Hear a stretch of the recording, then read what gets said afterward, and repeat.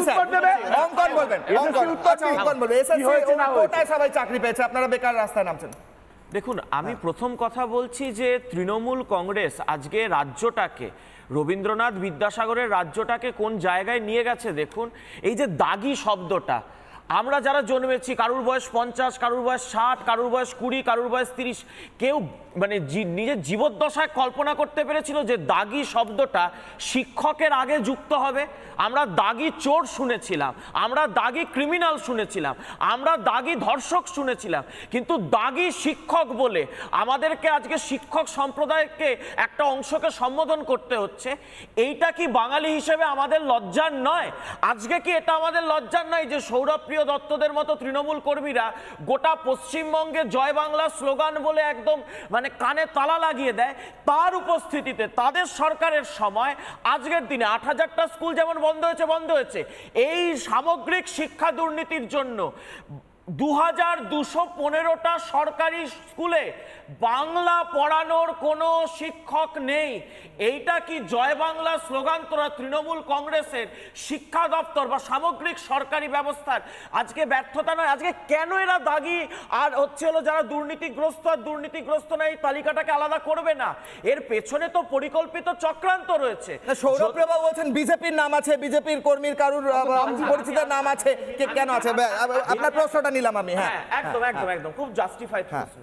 আমি বলছি যে চাকরি বিক্রিটাকে, মানে চাকরিটা হচ্ছে হলো বাজারে আলু পটলের মতো একটা ক্রয়যোগ্য পণ্য।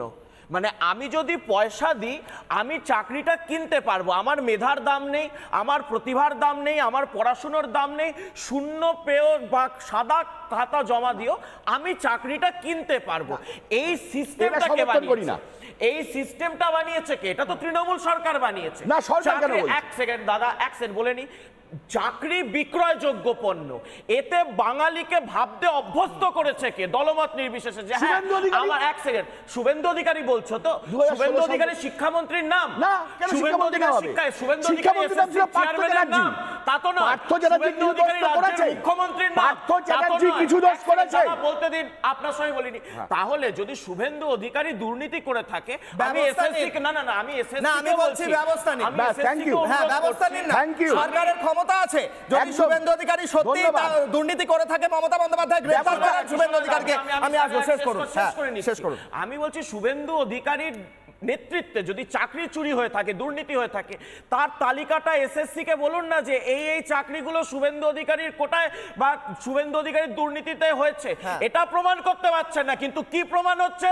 তৃণমূলের মুখ্য সচেতকের ঘরে তার ঘরের বৌমা চুরি করছে এবং সেই মুখ্য সচেতকের কোনো উত্তর নেই। জায়গায় জায়গায় তৃণমূলের পদাধিকারী, তৃণমূলের পঞ্চায়েত, তৃণমূলের কাউন্সিলর, তৃণমূলের বিধায়ক, তারা বসে বসে চাকরি বিক্রি করেছে। আজকে যারা যোগ্য তারা কেন সাফার করবে? আজকে তাদেরকে, এই যে আপনার 18,000 17,000 যে যোগ্য শিক্ষক রয়েছে, তাদের জীবনগুলোকে আজকে আপনারা মৃত্যুর কোলে ঠেলে দিয়েছেন। আজকে সুবল সোরেনের মতো মানুষদেরকে মানসিক যন্ত্রণা সহ্য করে আত্মহত্যা করতে হচ্ছে, মারা যেতে হচ্ছে। এর দায় মুখ্যমন্ত্রীকে নিতে হবে। আমি নানা ধরনের কন্টেন্ট দেখার জন্য লাইক করুন, শেয়ার করুন আমাদের ফেসবুক পেজ, সাবস্ক্রাইব করুন আমাদের ইউটিউব চ্যানেল। পাশাপাশি অন্যান্য ব্রেকিং নিউজের জন্য অবশ্যই চোখ রাখুন রিপাবলিক বাংলায়।